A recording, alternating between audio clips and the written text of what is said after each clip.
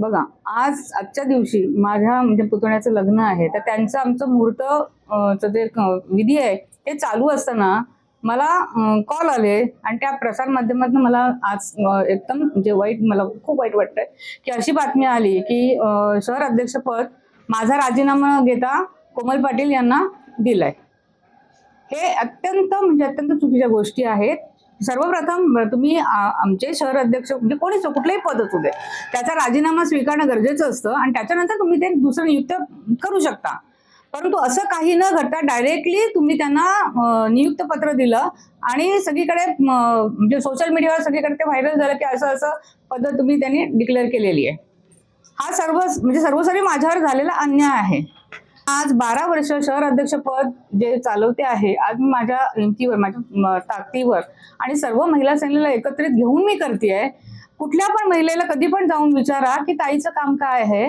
आणि आज एवढ्या याच्यामध्ये एवढ्या सगळ्या म्हणजे वाईट घटना घडत असताना सुद्धा मी स्ट्रॉंगली उभी राहून प्रत्येक गोष्ट फेस करून आज इथे पक्ष जिवंत ठेवलेला आहे. एवढा 2015ला एवढी भांडण होऊन त्याच्यातनं सुद्धा मी आज इथे तो पक्ष उभा ठेवलेला आहे. मी एकटी इथे बाहेर उभी राहून माझे कार्यकर्ते माझ्यावर उभं राहून आज माझ्या म्हणजे मिस्टरांना 9 महिने बाहेर ठेवलं गेलं.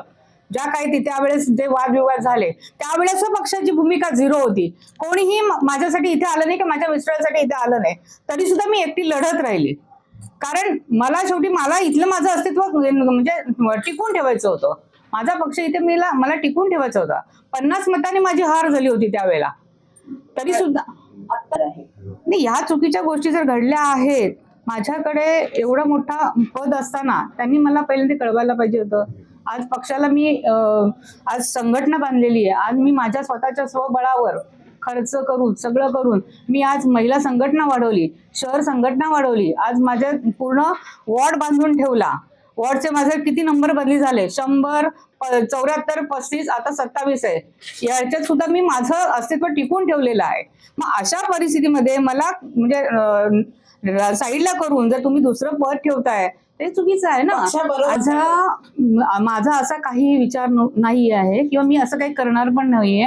मला काय ठरवलं होतं मी की आता मी जे चाललंय ते आपण करणारच आहोत. म्हणजे निवडणूक लढणं जे त्या पक्षाचे आदेश आहेत त्याप्रमाणे पाळणार होतो. परंतु ह्या अशा घटना यांनी घडवून ठेवलेल्या आहेत की नाईलाजाने मला काही गोष्टी करण्यास यांनी आता प्रवृत्त केलेला आहे.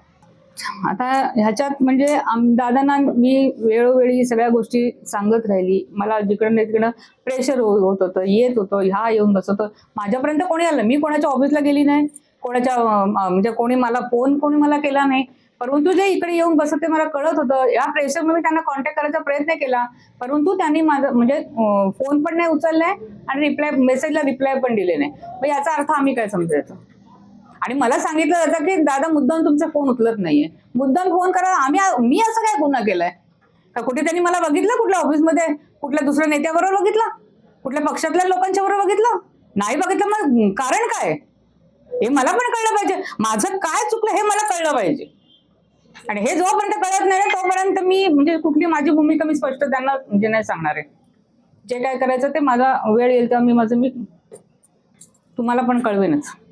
ते तुम्हाला नंतर कळवेन. मी जर काही करायचं असलं तरी पण तुम्हाला मी नंतर कळवेन. करतो जेव्हा आमच्या काही समस्या असतात त्यावेळेला नेत्यांनी आमची काही समस्या ऐकून घ्यायला पाहिजे असतात, परंतु त्यांनी नाही ऐकल्या. म्हणजे रिप्लाय पण दिला, उचलला पण नाही. आणि त्याच्यातनं लोकांनी त्याचा गैरअर्थ काढला की ताईंशी कदाचित नेत्याला बोलायचं नसेल. नेत्याला बोलायचं म्हणजे मी काय गुन्हा केलाय? लोक माझ्या डोक्यावर इथे येऊन बसतायत. माझ्या अशा परिस्थिती कोणाला भेटत नाहीये. लोक येऊन बसतायत इथे ऑफिसला वगैरे, तरी सुद्धा मी एकाला सुद्धा भेटली नाही, कोणाला भेटली नाही, कोणाच्या ऑफिसमध्ये नाही, कोणाच्या संपर्कात नाही, काही नाही. मी याबाबत कशावर तुम्ही गृहीत धरताय? नाराजी कधी व्यक्त केलेली कधी नाही. आता हे सगळ्या गोष्टी पण मला हे असं करायचंच नाहीये. माझा विश्वास या नेतृत्वावरच आहे ना, म्हणून मी लढत बसली ना. पण ह्याचा सगळ्यांनी गैरफायदा घेतला. तुम्ही राजसाहेबांना भेटणार आहे का? साहेबांनी जेव्हा नियुक्ती पत्र दिलं तिथेच सगळा विषय संपवला ना. हे सांगते मी तुम्हाला, तिथेच सगळा विषय संपवलेला आहे. आज जो मी कौस्तुभ किशोर देसाई आणि माझी मिसेस कौस्तुरी कौस्तुभ देसाई आज यांनी पक्षाचा राजीनामा दिलेला आहे. तसंच कौस्तुरी कौस्तुभ देसाई यांनी पदाचाही देखील शहराध्यक्ष पदाचा देखील राजीनामा दिलेला आहे. येणाऱ्या निवडणुकीचं पार्श्वभूमी लक्षात घेता हा निर्णय घेण्यात आलेला आहे. जनतेच्या हितासाठी हा निर्णय घेण्यात आलेला आहे. त्याच्यामुळे कुठल्याही वैयक्तिक किंवा स्वार्थासाठी हा निर्णय नाही आहे. 20 वर्षापासून नाही, असं कुठलंही काही विशेष हे नाही की पूर्ण वॉर्डची रचना बघता हा निर्णय घेण्यात आलेला आहे आणि येत्या इलेक्शनचा प्रभाव कुठला त्यांनी कल देतो तो एक निर्णय घेण्यात आलेला आहे. वॉर्ड मधल्या जनतेचं हित म्हणजे नक्की काय?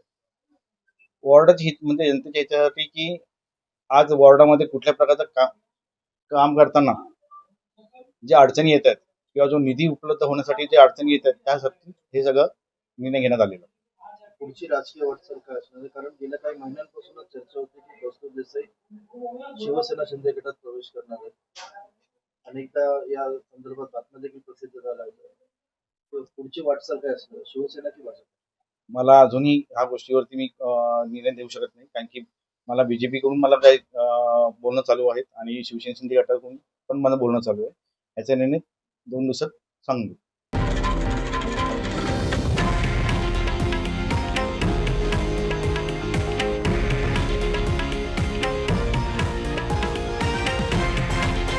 हे आहे देशातील नंबर 1 न्यूज नेटवर्क आणि आपण पाहत आहात TV9 मराठी, एकमेव.